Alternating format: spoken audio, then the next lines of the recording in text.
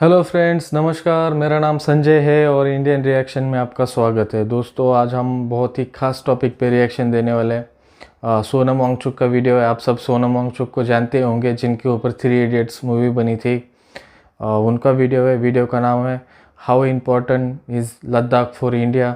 भारत के लिए लद्दाख इतना महत्वपूर्ण क्यों है, और जो टेंशन चल रहा है चाइना के साथ, उनके ऊपर ये वीडियो है। तो उन्होंने पूरी जानकारी दी है कि इसके पहले जो चाइना के साथ और पाकिस्तान के साथ वॉर हुई, युद्ध हुआ, उसमें लद्दाख की क्या भूमिका है, और अभी जो चल रहा है टेंशन चाइना के साथ अगर वॉर होती है, और इस टेंशन में जो लद्दाखी लोग हैं और वहाँ का जो पूरा लद्दाख का क्लाइमेट जैसे आप सब जानते हैं, उसकी क्या भूमिका है। तो पहले वीडियो देखते हैं दोस्तों, बातें बाद में करेंगे। पर उससे पहले अगर आप मेरे चैनल को सब्सक्राइब नहीं किया है आपने, तो प्लीज़ चैनल को सब्सक्राइब करिए, वीडियो को लाइक करिए। तो पहले वीडियो देखते हैं, बातें बाद में करेंगे। तो लेट स्टार्ट।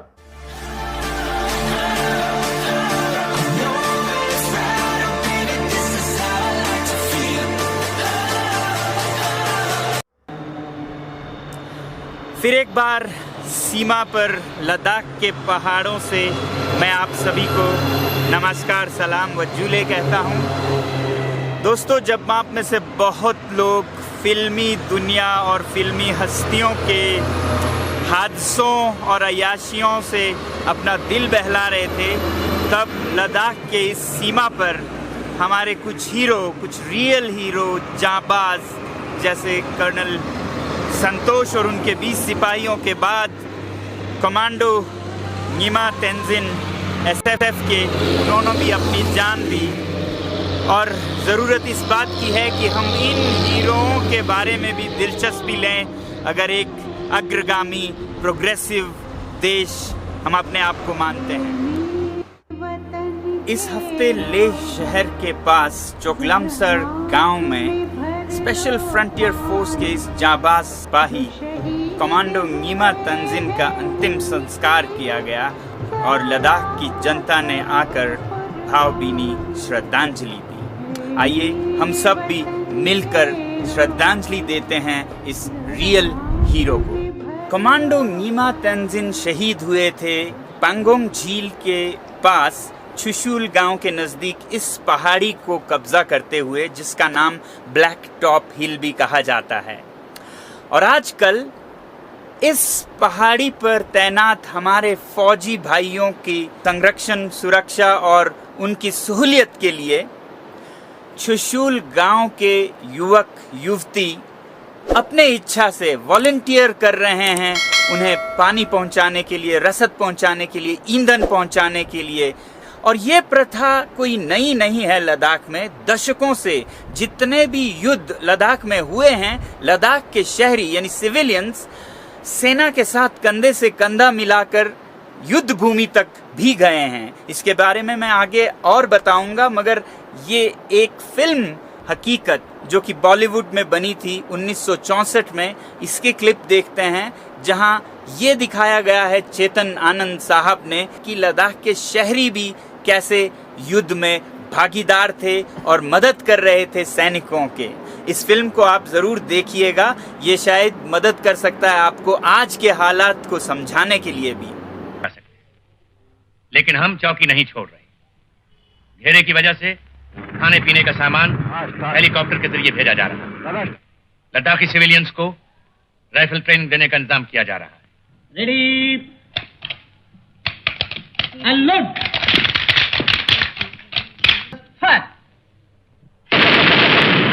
तो ये लद्दाख, जो कि अब यूटी लद्दाख बन गई है, अपने आप में एक अजूबा सा है और भारत के लिए एक उदाहरण सी बन सकती है।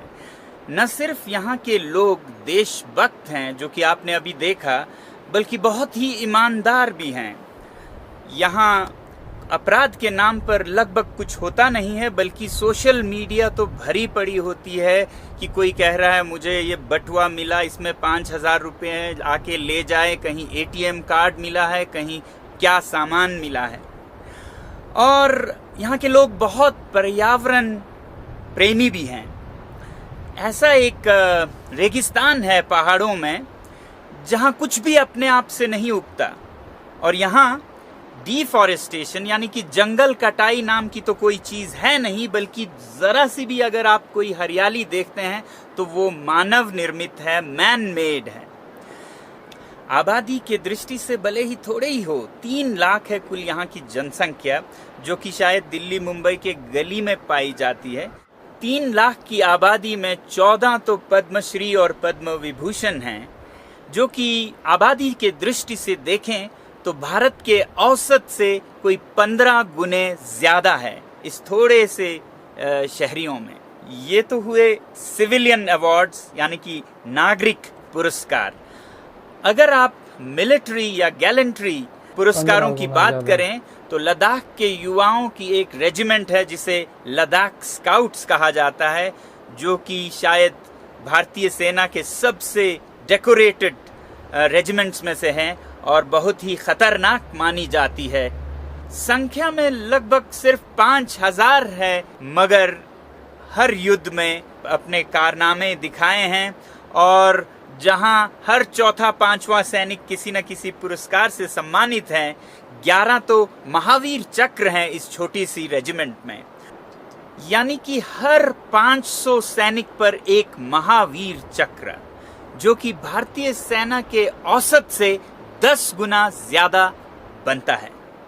अब आप सोच रहे होंगे कि भारत की राजधानी दिल्ली से इतने दूर पहाड़ों में और फिर भी इतनी देशभक्ति कि जितनी शायद खुद दिल्ली में भी ना मिले आपको।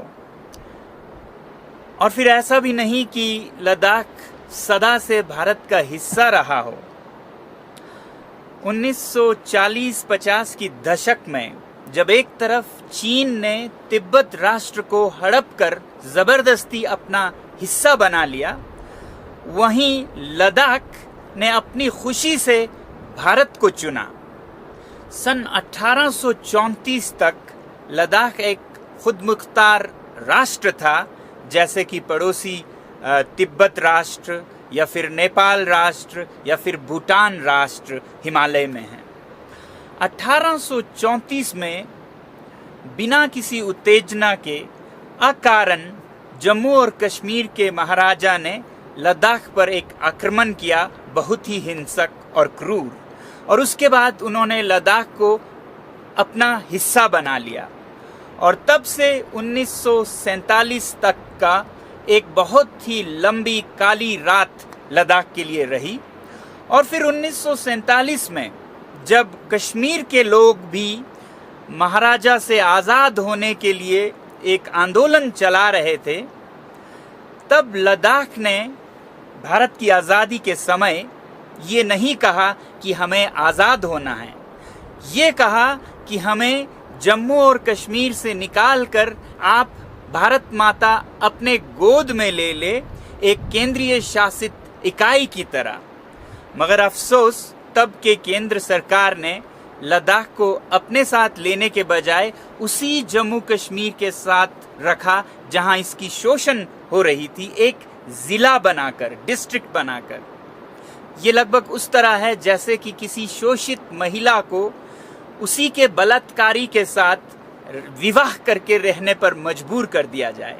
तो 47 से 2019 तक का जो समय था, ये और एक बड़ी लंबी काली रात बनी लद्दाख के लिए। मगर भारत के लिए लद्दाख के लोगों की वफादारी तब भी कम नहीं हुई और 1948 के युद्ध में, जो कि पाकिस्तान के साथ हुआ, लद्दाख के लोगों ने बढ़ चढ़कर स्वयंसेवी दस्ते बनाकर भागीदारी ली और भारत के जीत में योगदान दिया। उसके बाद लगभग हर युद्ध भारत ने जो लड़ी वो लद्दाख में ही लड़ी, और वो चाहे फिर 1962 में चीन के साथ जो युद्ध हुई उसमें हो, लद्दाखियों ने बहुत बढ़ चढ़कर हिस्सा लिया। 1965 में पाकिस्तान के साथ जो युद्ध हुई उसमें भी लद्दाखियों ने अपने कारनामे दिखाए, और लद्दाख स्काउट्स के जवानों के गाथाएं तो आज भी इन पर्वतों में गूंजती हैं। फिर 1999 आया, जबकि कारगिल युद्ध जोरों पर था, और तब सिर्फ लद्दाख स्काउट्स के सैनिकों ने नहीं, जिन्होंने बहुत सी शहादतें दी, बल्कि लद्दाख का हर नागरिक उस युद्ध में सैनिकों के सहभागी बने। लद्दाख बुद्धिस्ट एसोसिएशन के नेतृत्व में लद्दाख के हर गांव से बसें भर भर कर सामान्य नागरिक वॉलंटियर करने के लिए सीमा पर कारगिल युद्ध में जाते थे। उस वक्त की मशहूर पत्रकार बरखा दत्त, जो कि जमीन पर के हालात को देश के सामने रखती थी, उनसे मैंने इस बारे में पूछा। Well, Sonam, I must say that the extraordinary courage of the Ladakhi people is one of the most undertold stories of our time. I remember when I was reporting from the front line in Kargil, people were volunteering to go to the front and fight for the country. And this could take on many shapes and forms. There were people who were ready to volunteer in the field hospitals. There were Ladakhi people I met, literally one in every home, who volunteered to be porters. In other words, to carry up the mountain loads, right up those jagged edges, up those jagged cliffs. Remember, many of our soldiers had no exposure to mountain warfare and were fighting a war like this for the very first time. But for the Ladakhi people, this was organic.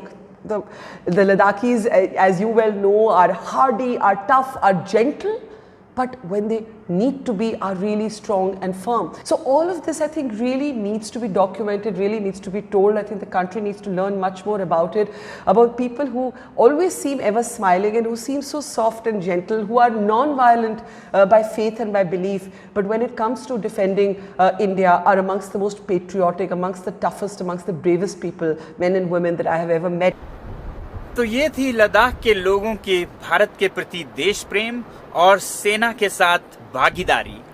मगर भारतीय सेना में इस भागीदारी की उतनी चर्चा नहीं होती। मेरा निजी विचार ये है कि भारतीय सेना के लिए ये सबसे बड़ा एसेट है। ये एक ऐसा एसेट है जो कि न चीन के पास है न पाकिस्तान के पास। चीनी सेना कभी नहीं कह सकती ऐसी बातें अपने स्थानीय लोगों के बारे में, न ही पाकिस्तानी सेना ऐसी बातें कह सकते हैं। तो ये उनके विमानों और तोपों और टैंकों से बढ़कर एक बड़ी एसेट है जो कि सिर्फ भारत और भारतीय सेना जता सकती है दुनिया को। जहां एक तरफ लद्दाख के लोग हर एक युद्ध में भारतीय सेना के साथ खड़े थे, वहीं दूसरी तरफ यहाँ के नेता एक और संघर्ष में लगे थे। इस काली रात से लद्दाख को कैसे बाहर निकाला जाए, कैसे लद्दाख को जम्मू कश्मीर से अलग एक केंद्रीय शासित प्रदेश घोषित करवाया जाए।